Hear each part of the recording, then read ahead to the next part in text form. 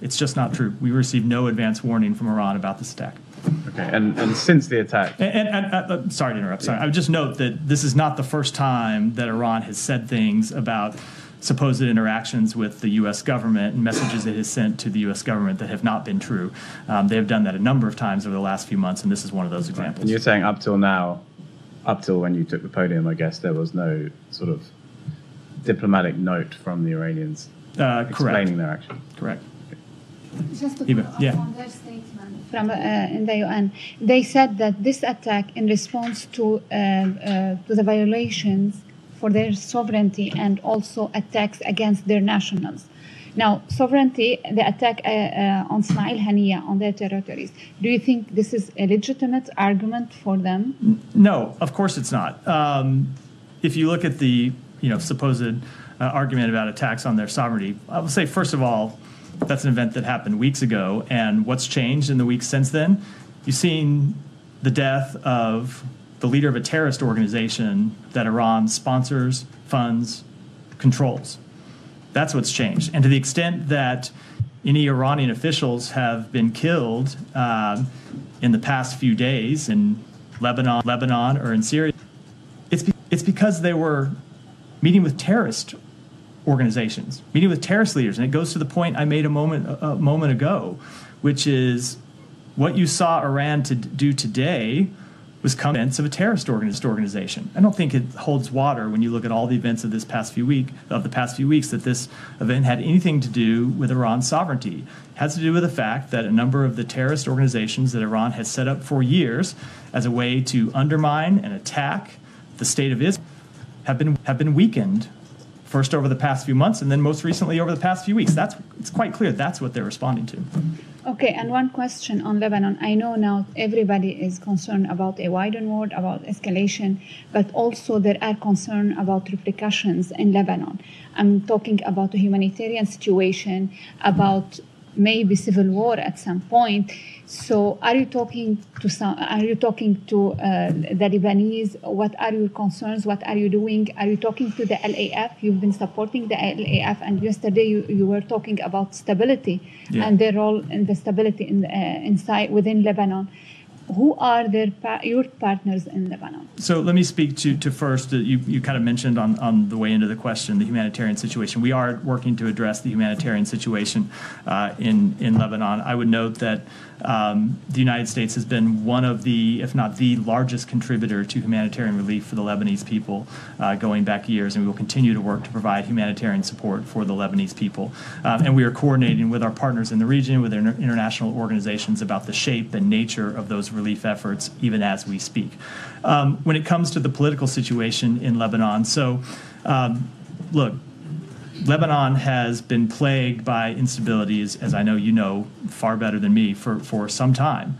And certainly not the only, but one of the driving factors of Lebanon's instability has been the fact that Hezbollah plays a significant role in the political organization of Lebanon and has held a veto over Lebanon's ability to move forward with a new president, and has held a veto over the security situation of Lebanese civilians.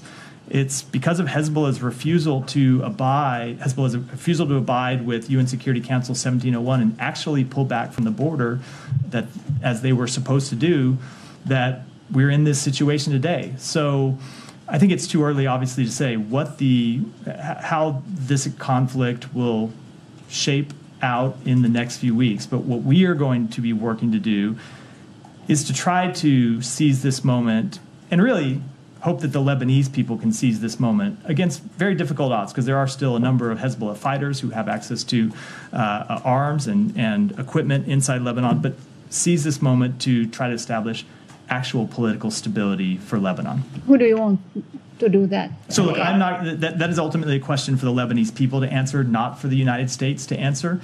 But when you see the degradation of Hezbollah inside Lebanon, which has been such a destabilizing force to the country, hopefully, and you can't predict that it's going to happen, but hopefully that's an opportunity for other political actors in Lebanon to step forward.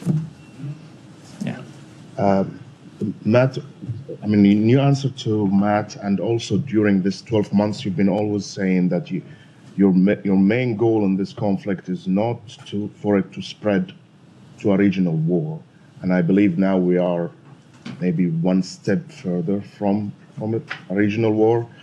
But do you think that your way of trying to contain it and through your diplomatic means, by drawing boundaries and lines to Israel, that if you cross this will escalate into this war or that war, and the Israeli prime ministers keep crossing those lines, keeps escalating in the region, whether it is in Gaza with the Philadelphia corridor or in Lebanon? First, you advised against major operation in Lebanon. It happened.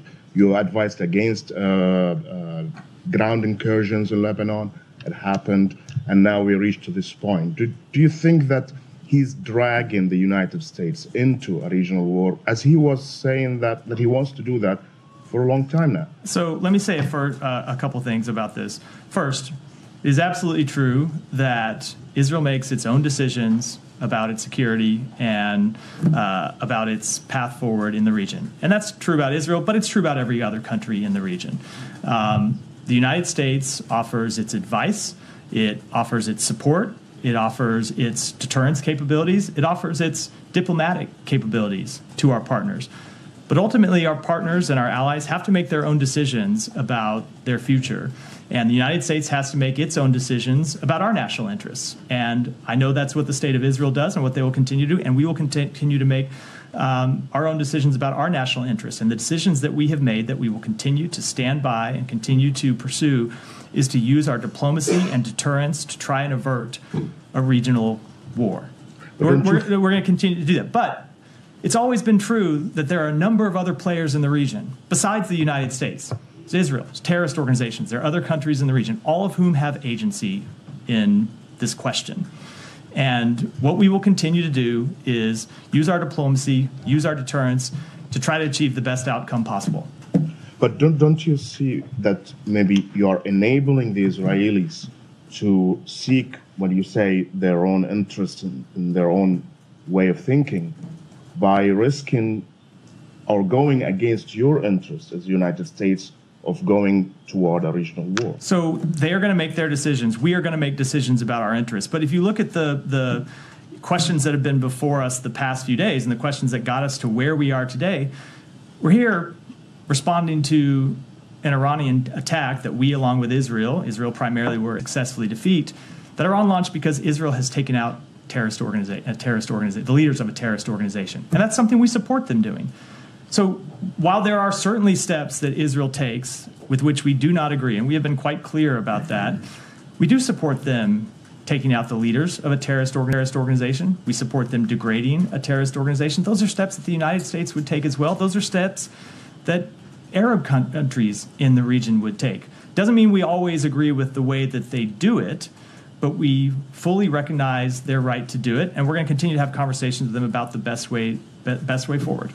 My last question is just, there's some statements coming from Tehran that they waited so long after Haniya was assassinated in Tehran because they received messages from the United States that something will happen regarding the ceasefire in Gaza, and this maybe will give them a way of not responding to Israel, and this didn't happen. Did you give them this message? So we made clear through a number of diplomatic channels. I'm not going to talk about our direct communications with Iran, as I never do, but we did make clear through a number of diplomatic channels that the situation in the region was very tense and that the ceasefire talks were at a very delicate nature, and Iran should not do anything to upset those talks.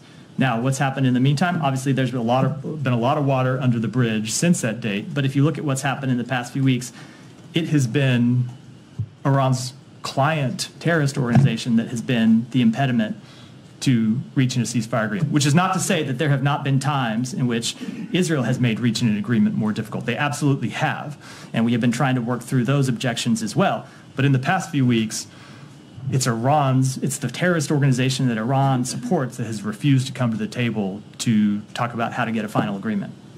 So, Said. Thank you. You're saying that Hamas has rejected, or Hamas is obstinate about the ceasefire talks. I just want to understand what you're saying. Yeah, so it is. So to be clear, I went through some of this yesterday, and I know you were out. Everybody's allowed. Sorry about that. No, everybody's allowed a day off. So obviously, this has been a long and winding road trying to get an agreement over the finish line.